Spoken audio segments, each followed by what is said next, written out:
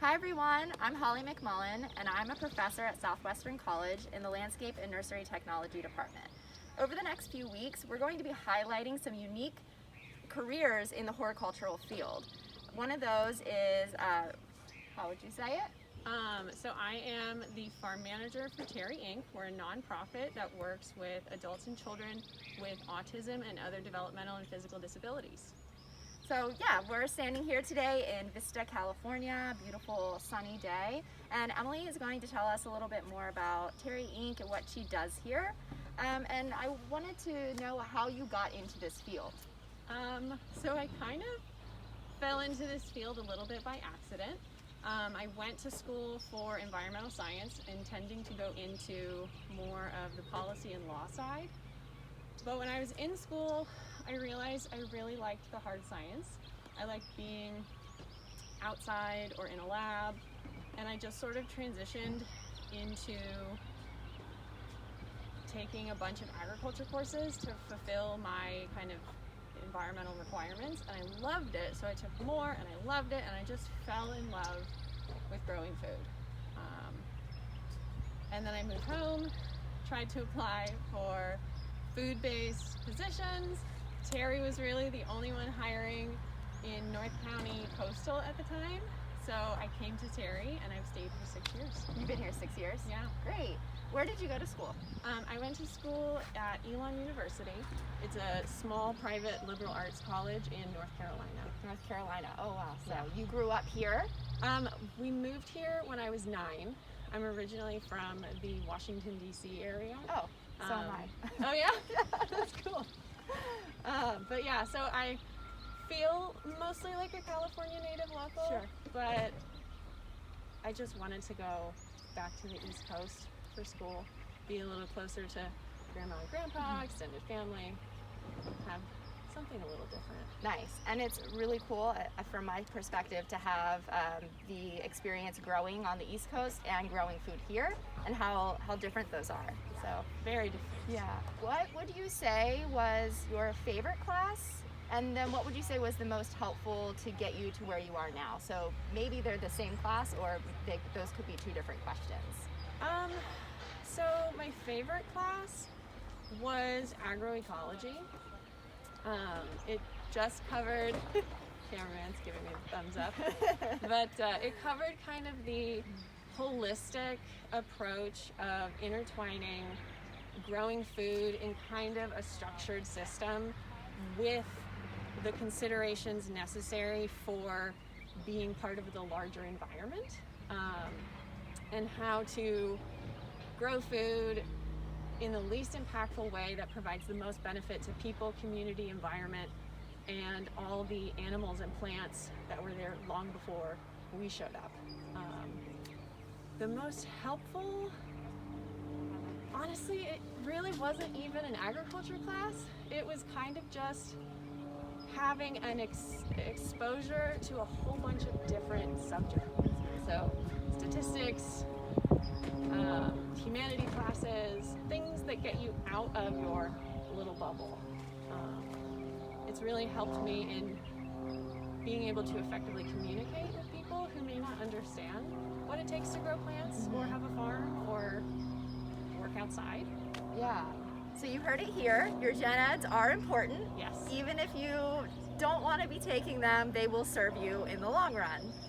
Emily's proof of that. Yeah. Awesome. What would you say so far is your biggest accomplishment in your career? So part of our department is, one of our goals is to be a enrichment and learning environment for clients from our 2 adult day programs and our 2 non-public schools. When I first started here, the farm was not the hit destination that groups wanted to come to. It was like, do we really have to go to the farm today?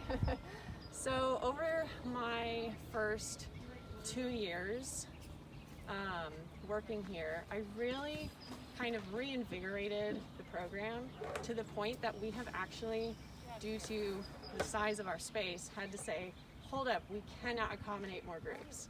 Like, we are in demand, we are a hot ticket program. Not during the pandemic, because obviously most of our programs are closed. But I'd say that's probably my biggest accomplishment. Yeah, that's great. I even feel that way in some of the courses that I teach. Students want to be there and learn about plants, but then when we go out to the garden, and Leo knows, they're like, oh, well, we have to do manual labor. Yep. So we find a way to make that fun and let them know that that is what it takes to be in this field, is that at some point you're going to have your hands in dirt and you're going to be sweating and you're going to be doing hard work. And there will be bugs. Yes. Yes, we're outside. There are insects. They are part of the ecosystem. Yeah. Great. And what would you say is your biggest challenge? And that can be with this career, or maybe just being a woman in the horticulture field, or being a human in the horticulture field.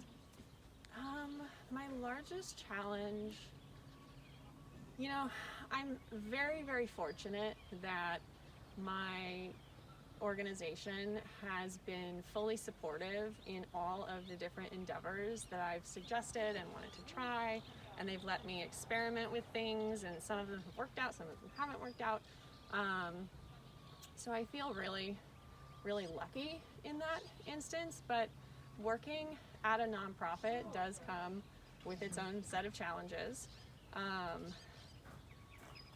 Funding, I'm sure, is one. Funding, and then, you know, I have a wonderful set of staff that are probably not in the video right now, but you might see them a little later. And just being able to kind of curate such a great group of, at this point, ladies, with the low wages that we are unfortunately stuck offering has definitely been a challenge, but it's one that it seems to have worked out. That's great. Yeah. And that is awesome that you have so many women working in the field. I think we're moving towards being really supportive of that. Something that used to happen to me when I first started teaching is I would walk in the classroom and everyone thought I was a student because I'm a female and I'm young. And they were all maybe impressed and surprised that I was their professor. And I think when I first started, even just a few years ago, seemed to have a lot more males in my class, and now it's usually 50%, and sometimes even moves towards having more women, which is really great to see. So what do you do on an average day here, and then maybe you want to walk us around and show us some of your favorite parts of the farm. So not during the pandemic, I'll tell you about that, because that's really what we're all about. Sure. The pandemic has completely changed what we do.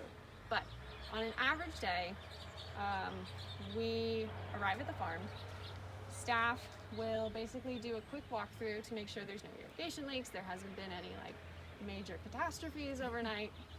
They're pretty rare, but they do happen occasionally. And then we just kind of open up all the various parts of the barn, the tool shed, the classroom, and we just kind of do an initial check. And then around 9 o'clock, maybe a little before 9 o'clock, that's when groups start to arrive. We have 2 groups that are here Monday through Friday. This is kind of their home base, and they are in charge of our livestock care. They do all of the chicken care, and occasionally we also raise pigs, so they will also do all of the pig care. And they have great staff that are there working with them, so they're pretty self-sufficient. But then when groups from our 2 adult day programs start showing up, that's when I start working with them.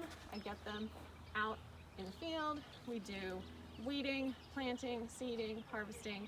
They literally do everything that we do.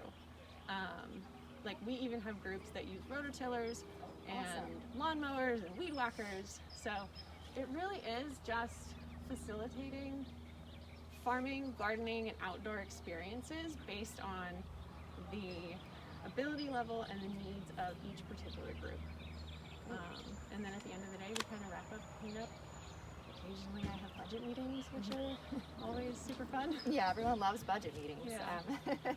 So do the groups that get to come weekly, or do you see the same groups pretty often?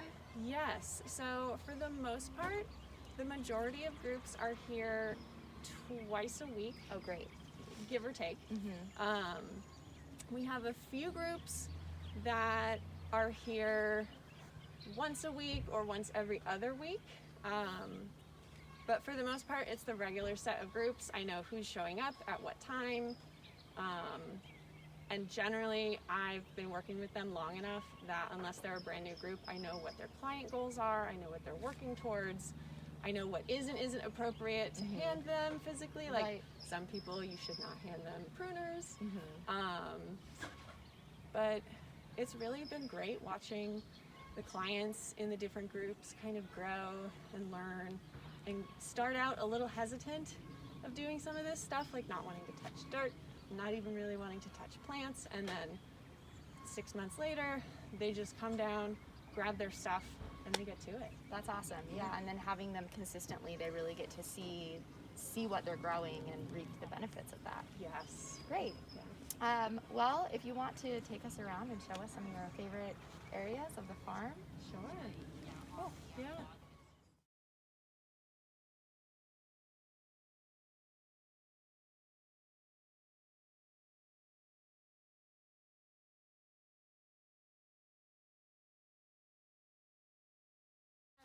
We do have chickens. So we have a flock of 25 laying hens. Also, I forgot to mention, but we are a certified organic operation. Oh. So everything that we do is certified organic. Our eggs are organic, produce, microgreens, all certified organic. And actually, this month I've been working on our recertification. So this is a nice get up and walk around break from all of my document updates. Is the recertification for that mostly paperwork, or are you having to prove that you're organic? So it's basically, we have a organic system plan, which is a 3-inch binder full of literally everything that we do, everything that we use, all of our systems like our sanitation, our soil management, our pest management, and just all of the products we use, all the feed we use for the animals, how produce moves between locations because we have the 3 farms. And I just have to update everything to reflect the most recent logs of everything that we've done, the most recent products that we're using, and I just have to make sure that everything is updated, and then I send it to our certifier. They look it over. They send back any questions or concerns, or hey, notice that this wasn't included or something. Thankfully that really hasn't happened. And then they come for a site visit just to kind of inspect the physical space. Great. Yeah. Awesome. So you collect eggs from the chickens, and Yes. then where do they go? So the eggs, the pork from our pigs, and all of the food that we grow in the ground all goes to feed our 13 residential group homes. We run the group homes for adults 22 and over with special needs. And we as an organization have chosen to really highlight and ensure that our clients are eating healthy, nutritious, organic food whenever possible. So having an internal source for that really, really makes sure that everybody involved kind of understands what's going on and that they always have access to nutritious food. So the CSA distribution that you saw, that goes out every Thursday. So they get farm fresh fruit, vegetables, eggs, microgreens. The pork gets distributed a little differently, but they get it every Thursday. Awesome, great. I'm glad we came on a Thursday then, so we got to see that. Yes. So you have how many chickens here? We have 25 chickens. 25 chickens. Yeah, and in the next few weeks, we're actually going to be getting a shipment of little baby chicks. Because exciting. every 2 years we replace our flock, because that's kind of when their egg production starts to decline. So on this side, we'll have about 30 little itty bitty baby chicks getting, grown up. Nice. And then we will give away our 2-year-old hens to community members. Because they'll still lay eggs, they're just not quite productive enough for us. Okay. That's Yeah. nice though that they get to go to the community members. Yeah. Do the residents get to interact with the chickens, some of them? Yes. Nice. So Monday through Friday during non-pandemic times. We have two groups of adults from our CAAE program that come here, and this is their home base. They do all of our livestock care. They care for our chickens, they care for our pigs when we have them. They do feeding, cleaning, they grow pastures for them when it's the right season. They do enrichment activities, they collect eggs, they wash eggs, they package them up, and then they're distributed to the houses. Wow, that's awesome. Yeah. Everyone really gets to be a part of everything that you do. Very cool. And it's also kind of nice having parts of the farm that I don't have to be super hands-on with. It's just, we get to enjoy having chickens, and we get to feed them green waste, which is a great way to recycle it, and benefit our program. Nice. Inside on the roost, and then during the day they'll hop off the roost, they'll go lay their eggs, and they'll come outside, they'll poop in the mulch, they'll scratch and dig and search for bugs, and that system basically composts their waste in place. Wow, so you never have to clean it. We never have to clean it. The only cleaning that we do is inside, and it's just kind of sweeping the poop and shavings out into the mulch that then gets mixed in. Wow. So it's really a zero waste system. That's great. Do you have to refill the mulch very often? So we started this last year, and it's looking a little low in some spots, so we will top it up this summer probably. But the end goal of this is to harvest compost from it. So as the poop mixes with the shavings and a little bit of water, compost magic happens, and then the bottom will eventually be broken down into compost. And then you use that on the vegetables farm. in the farm. Yep. Awesome. Yeah. So we try to do a lot of sustainability measures on the farm. Like if water goes down a sink on the farm, it goes outside and it waters something. Like there's no sense in sending water to, the municipal system if we can reuse it. And we use biodegradable soaps and all that kind of wonderful stuff. But we also have started installing rainwater tanks. So when it rains, like it did yesterday, all of the water that hits the barn roof goes down through a system of pipes and ends up in these tanks. So we have a 10,000 gallon capacity, which is fantastic. We'd love to add just like a whole row of them, but at this point, I don't think we could actually physically get more tanks on site. And then this water is used during the year to water our microgreens. And we can go take a look at those next. Yes, that'd be great. So what you see around me is our organic microgreens operation. We started this, it was in like its infancy in 2015, but it really started in 2016. So it's a social enterprise where we are growing and selling organic microgreens to local restaurants. Microgreens are literally just teeny tiny greens, and almost anything grown as a vegetable can be grown as a microgreen. I mean, there's some things that just you wouldn't want to eat, but almost anything can be grown as a microgreen. Can you tell us what some of these are? Yes. So this is, I think this is a type of cabbage. Purple basil, Italian basil, more cabbage. This is carrot. This looks like, this is kale. And something that a lot of people don't realize is when plants in similar families are itty bitty, they all look the same. So you really do kind of have to look at the labels to know what they are. Sure, broccoli, cabbage, all of the brassicas would look really similar, right? Yeah. And really, the brassica family is a lot of what we grow. Okay.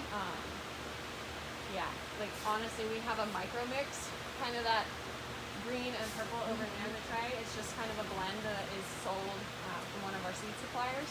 It's primarily just brassicas with a few mustards, which are also Yeah. But yeah, so we grow and sell these to bring in income to help support the whole program.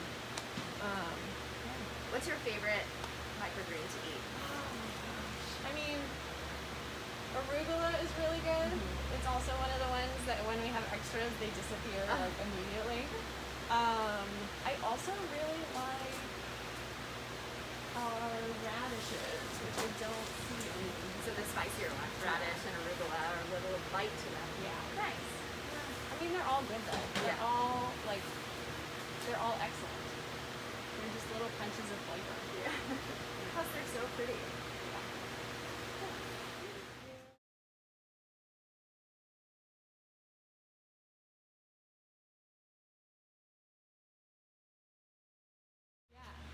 So our client groups, when programs are open, they have been doing pretty much all of our local North County deliveries for the last few years. So they deliver to Oceanside, all the way over to San Marcos, and then all the way down to the Encinitas Carlsbad kind of area. We have, I don't know if it's still going on currently, but we had just expanded to some restaurants down in the San Diego City area, right when the pandemic kind of started. So we had a staff member with a van just do the drive, but all of the local stuff is all done by our clients. Very cool. Hi, so we're here with Rocio, and she's going to tell us a little bit about what she does here at Teri Inc. So how long have you worked here, Rocio? I've worked here for about 2 years. 2 years? This year's going to be my 3rd year working here. And I'm an urban farmer here, so I take care of both animals and plants here, and just everything that has to do with maintaining the stuff that we grow here. Awesome. What's your favorite part of the job? I think my favorite part of the job is just seeing all the things that we grow here and the process, just from seedlings to getting it in the ground to harvesting it. It's very, very fulfilling. Great. And what are you doing today? Today is CSA Day, so we are packing up 13 boxes for our 13 residential homes, and we're evenly distributing all the produce that we harvest from here and from some other gardens that we have. And yeah. To the residents that are here? Yes. Awesome. Great. Clients. Very cool. Thank you. With Emily this morning, who's helping Rocio distribute the produce. And Emily, how long have you worked here? I've worked here for a little over 2 years A now. little over 2 years. Oh, so the same as Rocio. Got Yeah. hired right around the same time. Awesome. And what's your favorite part of the job? I really love just being able to be outside and learn how to grow food. It's really, really nice, and I love what Teri does as a whole, serving people with disabilities. It's been a really great experience, and I get to use my educational background in environmental studies and sustainable agriculture every day here, so I really Awesome. enjoy it. Yeah, this is a beautiful office. Yeah, it's a great Yeah. office. Where did you go to school? I went to UC Santa Cruz. Oh, awesome. so and I you know. studied? Yeah. Yeah. Oh, yes. Okay. Leo went there too. Oh, nice. Yeah, I did environmental studies with a focus in agroecology and sustainable food systems. So agroecology is putting together agriculture and ecological systems to make kind of what we're actually doing here. So that's why I really like this job. Awesome. Thank you. Yeah, So, you're Emily, welcome. what are you all growing here? So right now we are growing the last of our winter crops. So that's broccoli, cauliflower, lettuce. We have beets, carrots. You had some cabbage up there. We have cabbage, snap peas, kind of just your general, typical winter stuff. In the greenhouse, kind of right behind us, we've started some tomatoes, summer squash, all those delicious goodies that summer brings. And we just have a seasonal rotation of crops that are palatable to our clients. We always try to include 1 or 2 kind of unusual foods. They might not be unusual to you or I, but to our clients who often have texture or flavor Adversities. Yeah. Sure. Introducing something like a bok choy was mind blowing. Yeah.